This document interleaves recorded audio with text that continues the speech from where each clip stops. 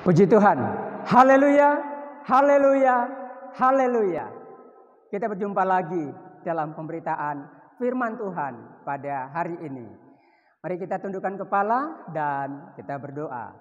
Terima kasih Tuhan untuk kesempatan ini. Kami menghampiri Engkau Tuhan, dan kami akan membaca merenungkan firman Tuhan. Kuduskan dan urapi kami, sehingga firman yang kami baca dan renungkan akan menjadi berkat di dalam kehidupan kami. Dalam nama Tuhan Yesus Kristus kami sudah berdoa. Haleluya. Amin. Puji Tuhan. Firman Tuhan hari ini saya ambil di dalam 2 Timotius pasalnya yang keempat, ayatnya yang kelima. Saya bacakan untuk kita semuanya. Tetapi kuasailah dirimu dan dalam segala hal sabarlah menderita, lakukanlah pekerjaan pemberitaan Injil, dan tunaikanlah tugas pelayananmu. Demikian firman Tuhan. Yang berbahagia adalah kita semua, baik yang mendengar, membacakan, yang melakukan firman Tuhan itu dalam kehidupannya hari lepas hari. Firman Tuhan hari ini saya berikan tema kuasailah dirimu. Salah satu sifat atau karakter yang dimiliki oleh manusia, terlebih kita sebagai anak-anak Tuhan, adalah tentang penguasaan diri. Sebab penguasaan diri itu adalah salah satu dari 9 buah roh. Dan itu harus ada di dalam kehidupan kita. Rasul Paulus menasihatkan kepada Timotius agar menguasai dirinya di dalam ia memberitakan Injil. Sebab Timotius akan menghadapi banyak tantangan, akan menghadapi ada banyak kesulitan, penderitaan, kesusahan. Karena itu ia harus menghadapinya dengan satu sifat penguasaan diri. Menguasai diri berarti menahan diri dari melakukan perbuatan-perbuatan yang menjerumuskan dalam suatu kehidupan yang berdosa. Mulai dari perkataan kita, dari tindakan kita, atau juga kita menahan diri dari segala pencobaan-pencobaan yang datang di dalam kehidupan kita. Termasuk dalam hal keinginan daging, dalam hal keinginan mata. Mengapa? Agar kita tidak terjerumus ke dalam suatu kehidupan yang berdosa, yang menyebabkan kita ditolak oleh Tuhan dan kita tidak menerima apa yang dijanjikan oleh Tuhan tentang kehidupan yang baik, kehidupan yang diberkati, kehidupan di dalam keselamatan. Karena itu saudaraku yang dikasihi oleh Tuhan Yesus Kristus, kita melihat salah satu contoh di dalam firman Tuhan adalah tentang Kain, yang diceritakan di dalam Kejadian pasalnya yang keempat. Saya akan membacakan untuk kita semua. Kejadian 4, saya akan baca dari ayatnya yang ke-6 dan ayatnya yang ke-7. Di sana tentang peringatan Tuhan kepada Kain ketika Kain menjadi panas hati oleh karena korban yang dibawa kepada Tuhan itu tidak diindahkan oleh Tuhan. Kejadian 4 ayatnya yang ke-5, mulai saya baca. Tetapi Kain dan korban persembahannya tidak diindahkannya. Lalu hati Kain menjadi sangat panas dan mukanya muram. Firman Tuhan kepada Kain, "Mengapa hatimu panas dan mukamu muram? Apakah mukamu tidak akan berseri jika engkau berbuat baik? Tetapi jika engkau tidak berbuat baik, dosa sudah mengintip di depan pintu. Ia sangat menggoda engkau, tetapi engkau harus berkuasa atasnya.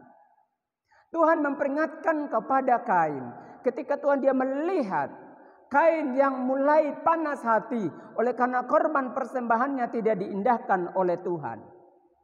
Kain menjadi marah dan Tuhan mengingatkan kepada dia untuk ia tidak menjadi panas hati, tetapi ia berbuat baik, ia melakukan apa yang baik, ia dapat menahan diri. Sebab bila mana ia tidak menahan diri, maka dikatakan dosa sudah mengintip di depan pintu. Kalau dia tidak bisa menguasai dirinya, maka dia dapat terjerumus ke dalam dosa. Dan apa yang terjadi? Kain tidak mengindahkan peringatan daripada Tuhan.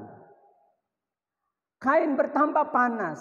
Ia menjadi cemburu kepada Habel. Oleh karena persembahan Habel diterima oleh Tuhan. Pada akhirnya Kain mengajak Habel ke satu tempat. Dan kemudian Kain membunuh Habel. Ketika Kain membunuh Habel, Tuhan datang kepada Kain. Dan Tuhan mengatakan tentang perihal yang sudah dilakukan oleh Kain. Dan apa yang terjadi saudaraku yang dikasihi oleh Tuhan Yesus Kristus. Ketika Kain tidak bisa menguasai dirinya, Kain membunuh Habel.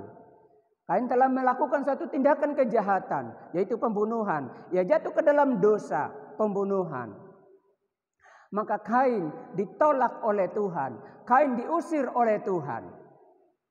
Saudaraku yang dikasihi oleh Tuhan Yesus Kristus. Itu sebabnya Rasul Paulus mengingatkan kepada Timotius. Menasihatkan kepada Timotius agar Timotius dapat menguasai dirinya dalam ia melaksanakan tugas pelayanan pemberitaan Injil. Sebab tidak sedikit tantangan pencobaan harus dia hadapi. Demikianlah kehidupan kita. Hari-hari ini tidak sedikit tantangan, ujian, masalah, pencobaan yang kita harus alami dan kita harus hadapi. Tetapi biarlah kita memiliki penguasaan diri di dalam kehidupan kita. Bila mana kita memiliki penguasaan diri, maka kita tetap ada di dalam kehendak daripada Tuhan. Saudaraku yang dikasihi oleh Tuhan Yesus Kristus. Bagaimana kita bisa menahan diri? Bagaimana kita bisa memiliki penguasaan diri itu di dalam kehidupan kita? Firman Tuhan mencatat bahwa kita harus hidup di dalam roh. Kita harus hidup di dalam roh. Sebab kalau kita hidup di dalam roh, maka kita tidak akan mengikuti apa yang menjadi keinginan kita. Apa yang menjadi keinginan daging kita. Kita tidak menuruti hawa nafsu kita. Galatia pasalnya yang kelima, ayatnya yang ke-16, firman Tuhan saya bacakan untuk kita semuanya. Galatia pasal 5 ayatnya yang ke-16, maksudku ialah hiduplah oleh roh, maka kamu tidak akan menuruti keinginan daging. Agar kita bisa menguasai diri kita harus hidup di dalam roh. Kalau kita hidup di dalam roh, maka kita tidak dikuasai oleh keinginan daging. Kita tidak akan mengikuti apa yang menjadi keinginan daging di dalam kehidupan kita. Apabila kita dikuasai roh, maka kita hidup melakukan perbuatan-perbuatan yang baik. Baik dalam tindakan kita, baik dalam tutur kata kita. Kita tidak mudah untuk tersinggung, kita tidak mudah untuk marah. Kita tidak mudah untuk menghujat orang lain. Kita tidak mudah untuk mengata-ngatai orang lain. Dan bila mana kita hidup di dalam roh, maka itu menunjukkan bahwa kita ini adalah anak-anak Allah.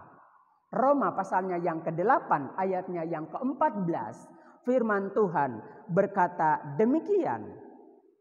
Roma 8 ayatnya yang ke-14 berkata, semua orang yang dipimpin oleh roh, yang dipimpin roh Allah adalah anak Allah. Sekali lagi, semua orang yang dipimpin roh Allah adalah anak Allah. Jika kita menyebut di hidup kita adalah anak Allah, maka kita harus menguasai, memiliki penguasaan diri di dalam kehidupan kita. Kita tidak mudah untuk marah, kita tidak mudah untuk emosi. Kita tidak mudah untuk melakukan sesuatu hal yang dapat menjerumuskan kita ke dalam hidup yang berdosa. Karena itu, saudaraku yang dikasihi oleh Tuhan Yesus Kristus, sebagaimana Rasul Paulus menasihatkan kepada Timotius untuk dia menguasai diri di dalam kehidupan, dalam melakukan tugas pelayanannya. Demikianlah juga kita sebagai anak-anak Tuhan. Demikian juga kita sebagai gereja Tuhan. Kita harus menguasai diri dalam segala tindakan kita, dalam segala perbuatan kita, dalam segala tutur kata kita. Sehingga apa? Kita tetap berjalan di dalam kehendak daripada Tuhan. Bila mana kita menguasai diri kita, maka kita akan menjadi seorang pemenang. Haleluya.